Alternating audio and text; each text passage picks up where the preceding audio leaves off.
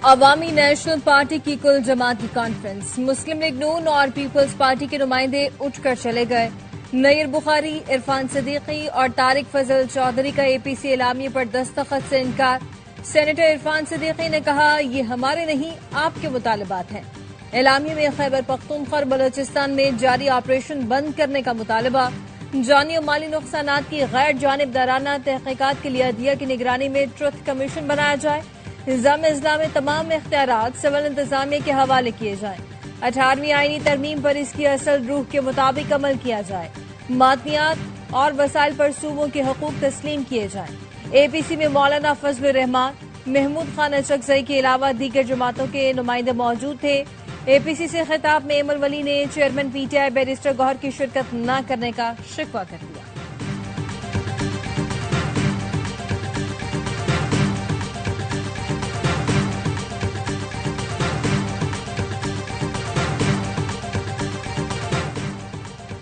پاکستان کی ترقی کے تسلسل میں رکاوٹ پیدا نہ کر، تمام منافق سیاستدان اور دیگر اپنی سمت ٹھیک کر لیں، ورنہ بڑے بڑے ترم خان رگڑ دیے جائیں گے۔ امید کرتا ہوں سب کو میری بات صحیح طرح سمجھ آ رہی ہے۔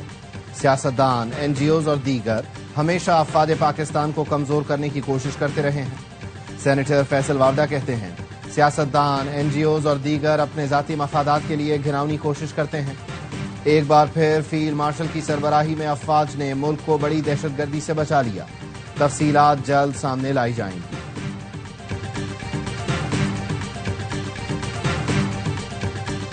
پاک بھارت جنگ میں انٹیلیجنس ایجنسیوں نے پس پردہ بہترین کام کیا۔ بھارت کے ایک ایک فیصلے کا ہماری ایجنسیوں کو پتہ چل جاتا تھا۔ بھارت کے 6 طیاروں کے تباہ ہونے کی ویڈیوز ہمارے پاس ہے۔ انڈیا کے طیارے گرنے کے ثبوت منٹوں میں ہمارے پاس آئے۔ طیارے گرنے کا بھارت کو بعد میں پتہ چل جاتا تھا۔ چند لوگ انٹیلیجنس ایجنسیوں کو برا بھلا کہنے سے باز نہیں آتے۔ وزیر داخلہ محسن نقوی کہتے ہیں کہ بھارت کی بہت سی چیزیں ٹارگٹ پر تھیں، ہم نے حملے نہیں کیے۔ بھارت نے ہماری ایک بیس پر 7 میزائل فائر کیے، کوئی بھی میزائل بیس کے اندر نہیں گرا۔ آرمی چیف نے کہا کہ بھارت چمکتی مرسیڈیز اور پاکستان پتھروں سے بھرا ڈمپر ہے۔ مرسیڈیز اور ڈمپر کی ٹکر ہوگی تو سمجھ لیں پھر کیا ہوگا۔ محسن نقوی کا مزید کہنا تھا، اجیت دوول اور امت شاہ پہلگام ڈرامے کے کردار ہیں، دونوں مودی کے ساتھ بھارت کو بھی لے ڈوبیں گے۔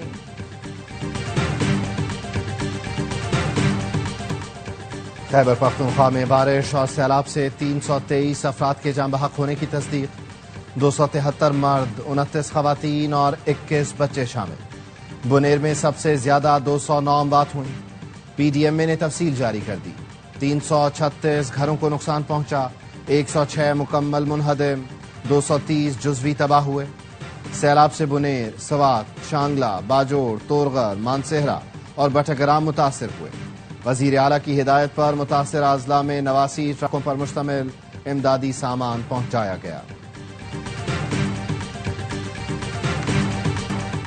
بنیر میں ہر طرف ملبے اور پتھروں کے ڈھیر، گاؤں ملک پور میں کوئی گھر سلامت نہ رہا، درجنوں مکانات زمیں بوس، گھر بچے نہ سڑکیں، ہر طرف بربادی کی داستان۔ گاؤں پشونی میں بے رحم ریلوں نے گھروں کو کھنڈر بنا ڈالا، سامان بکھرا پڑا ہے، متعدد افراد اب بھی لاپتہ ہیں۔ علاقہ مکینوں کا کہنا ہے 250-300 مکان تھے، سب تباہ ہو گئے۔ اسپتال میں لاشیں ہیں لیکن کوئی شناخت کرنے والا نہیں۔ پیر بابا میں ہر طرف بربادی کے مناظر، گھروں میں لاکھوں کا سامان دریا برد اور کیچڑ گارے کی نظر ہو گیا۔ اے آر وائی کی ٹیم ناظرین کو لمحہ بلمحہ باخبر رکھنے کے لیے متاثرہ علاقے میں موجود، بارش اور سیلاب سے آنے والی تباہی کے مناظر دکھائے۔ خیبر پختونخوا میں تباہ کن سیلاب تباہی کے نشان چھوڑ گیا۔ سیلاب متاثرہ اضلاع میں انفراسٹرکچر تباہ، سوات میں بھی منہ زور ریلوں نے تباہی مچائی۔ مرکزی شہر مینگورہ اجڑ گیا، دکانیں اور کاروبار تباہ، تاجروں کو کروڑوں کا نقصان۔ مسجد اور اس کے اطراف میں کیچڑ، مقامی تھانے کی عمارت کو بھی نقصان پہنچا۔ شانگلہ میں سیلاب سے 7 رابطہ پل ٹوٹ گئے، آبی ریلا، درجنوں گاڑیاں اور مویشی بھی بہا لے گیا۔ سیلاب سے مانسہرہ میں 6 مکانات جبکہ 1 اسکول تباہ ہوا۔ متاثرہ اضلاع میں امدادی کارروائیاں جاری۔ حکومت سیلاب زدگان کے نقصانات کا ازالہ کرے گی، ہمیں کسی کی مدد کی ضرورت نہیں، لوگوں کی مدد کے لیے پوری ٹیم موجود ہے۔ کابینہ ارکان امدادی کارروائیوں کی نگرانی کر رہے ہیں۔ وزیر اعلیٰ خیبر پختونخوا علی امین گنڈاپور کی سوات میں نیوز کانفرنس کہا، مشکل وقت میں مدد کرنا وفاقی حکومت کی ذمہ داری ہے۔ تمام اضلاع میں راستے بحال کر دیے، ریسکیو آپریشن جاری ہے۔ پانی کے راستے میں واقع عمارت کے باعث بونیر میں زیادہ نقصان ہوا۔ وزیر اعلیٰ کی زیر صدارت مالاکنڈ میں اجلاس، سیلاب سے نقصانات اور بحالی کے کاموں پر بریفنگ۔ علی امین گنڈاپور نے کہا، محکمہ مواصلات کو اور ریلیف و آبادکاری کے لیے 3 ارب روپے جاری کر دیے ہیں۔ سیلاب متاثرین کو مشکل کی اس گھڑی میں تنہا نہیں چھوڑیں گے۔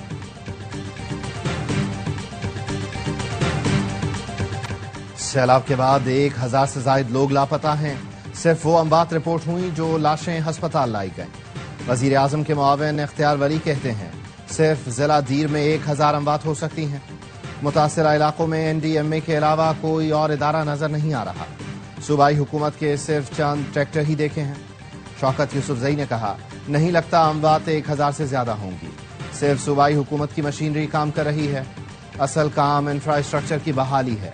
وفاقی حکومت NFC کی آدھی رقم فراہم کر دے تو بھی ریلیف ملے گا۔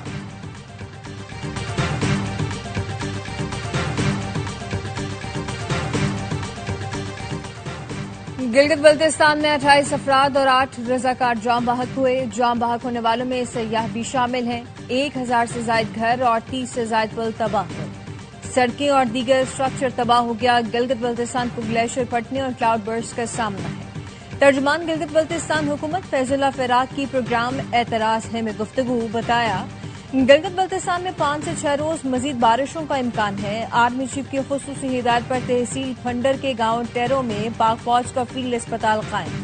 پاک فوج کی جانب سے متاثرین میں راشن کے تھیلے بھی تقسیم کیے گئے ہیں۔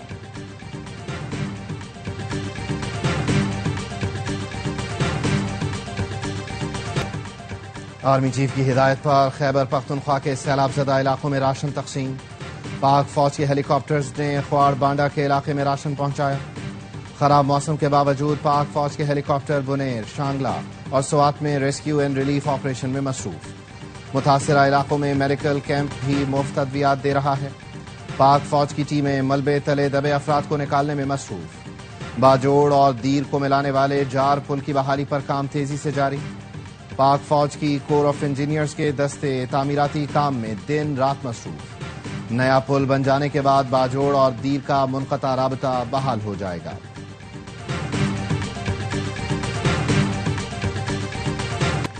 حکومت نقصانات کا فوری ازالہ کرے، ہم تعاون کریں گے، حافظ نعیم الرحمان کا اعلان۔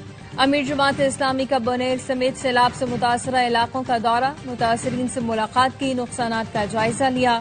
ARY نیوز سے گفتگو میں کہا، یہ وقت سیاسی اختلافات کا نہیں، مل کر امدادی کام کرنے کا ہے۔ متاثرین کی بحالی کے پیسوں میں کرپشن نہیں ہونی چاہیے، قوم کا پیسہ قوم پر لگنا چاہیے۔ جماعت اسلامی نے 21 ٹرکوں میں 10 کروڑ کا امدادی سامان متاثرہ علاقوں میں پہنچا دیا۔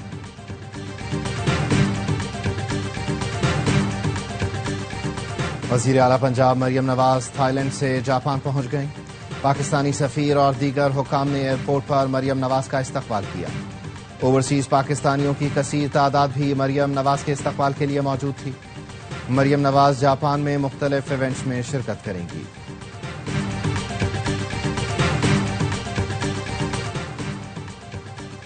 کراچی کے صحافی خاور حسین کی سانگھڑ میں موت، سندھ پولیس نے تحقیقات کے لیے فیکٹ فائنڈنگ کمیٹی بنا دی۔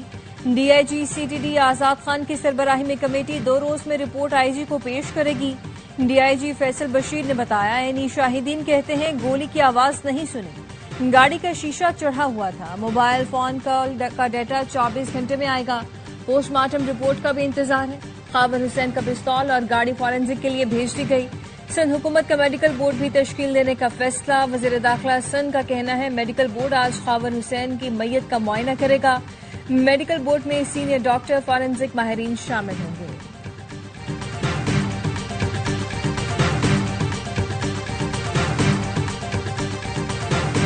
واشنگٹن DC میں خالستان ریفرنڈم، ہزاروں سکھوں نے ووٹ ڈالے۔ نیشنل مال پارک میں جاری خالستان ریفرنڈم میں شرکت کے لیے سکھ خاندانوں نے مختلف ریاستوں سے واشنگٹن کا رخ کیا۔ امریکی صدر ٹرمپ نے خالستان موومنٹ کے رہنما گرپتونت سنگھ کو بذریعہ خط سیکیورٹی کی گارنٹی دی تھی۔ خالستان ووٹنگ کا جائزہ لینے والے عالمی مبصر اور پنجاب ریفرینڈم کمیشن کے سربراہ پال جیکب کہتے ہیں دنیا کے ہر شخص کو اپنی رائے کا اظہار کرنے کی آزادی ہونی چاہیے. سکھ برادری اسی حق کا استعمال امریکی دارالحکومت میں کر رہی ہے.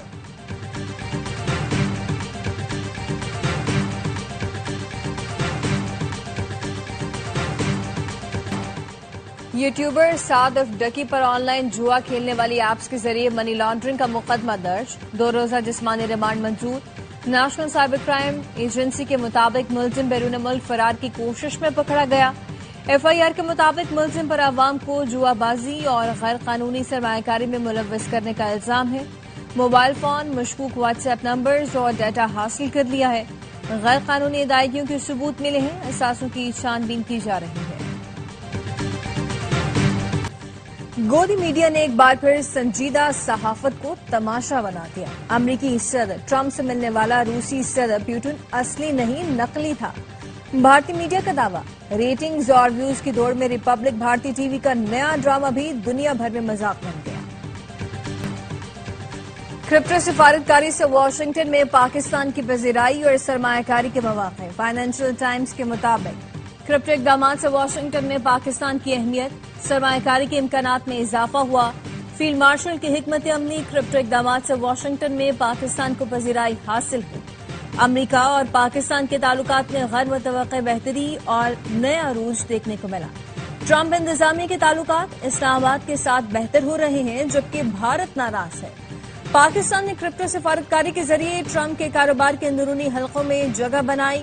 ورلڈ لبرٹی فائنینشل نے پاکستان کرپٹو کاؤنسل کے ساتھ لیٹر آف انٹینٹ پر دستخط کیے.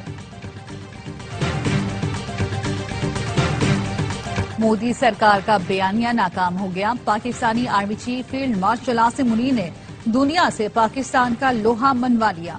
سابق بھارتی میجر جنرل یش مور نے مودی کو آئینہ دکھا دیا. غلط پالیسیوں پر کڑی تنقید کی. کہا دنیا نے مودی کے رہنما جھوٹے دعوے مسترد کیے. پاک فوج کا وقار بڑھا. فیلڈ مارشل نے بہترین فوجی سفارتکاری کی. بین الاقوامی سطح پر پاکستان کا مقدمہ لڑا اور منوایا بھی. دنیا پاکستان سے اپنے تعلقات بہتر بنا رہی ہے. بھارت کا میڈیا جھوٹی خبریں پھیلاتا ہے. قابض بھارت کے زیر تسلط ناگالینڈ میں آزادی کی تحریک زور پکڑ گئی. ترجمان ناگالینڈ آرمی نے قابض بھارتی حکومت کے خلاف عوام پر متحد رہنے کے لیے زور دیا. کہا ہمارے لیے ہماری سرزمین موجود ہے. جلد اپنی سرزمین، اپنی تاریخ اور اپنے مستقبل میں ساتھ ہوں گے. امریکی صدر ٹرمپ کی سوشل میڈیا پر 1 گھنٹے میں 3 پوسٹ. امریکی میڈیا پر تنقید. لکھا جعلی میڈیا میرے حوالے سے سچ توڑ مروڑ کر پیش کرتا ہے. میں کچھ بھی کہوں یا کروں وہ کبھی میرے بارے میں ایمانداری سے رپورٹ نہیں کرتے. الاسکا میں میری ملاقات شاندار تھی. پھر لکھا اگر میں معاہدہ کرواؤں جس میں روس ماسکو سے دستبردار ہو جائے تب بھی جعلی میڈیا اور ان کے ساتھی انتہا پسند بائیں بازو کے ڈیموکریٹس کہیں گے کہ یہ میری سنگین غلطی ہے. انہیں ان 6 جنگوں کے بارے میں بھی بات کرنی چاہیے جو میں نے رکوائیں. آخر میں لکھا روس پر بڑی پیش رفت ہوئی ہے، انتظار کریں.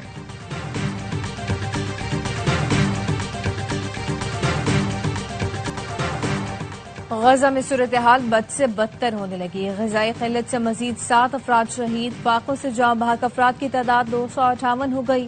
110 بچے شامل صہیونی فورسز کی غزہ پر بمباری جاری. 24 گھنٹے میں مزید 49 فلسطینی شہید. اسرائیلی فوج نے امداد کے منتظر 21 فلسطینیوں کو بھی چھلنی کر دیا.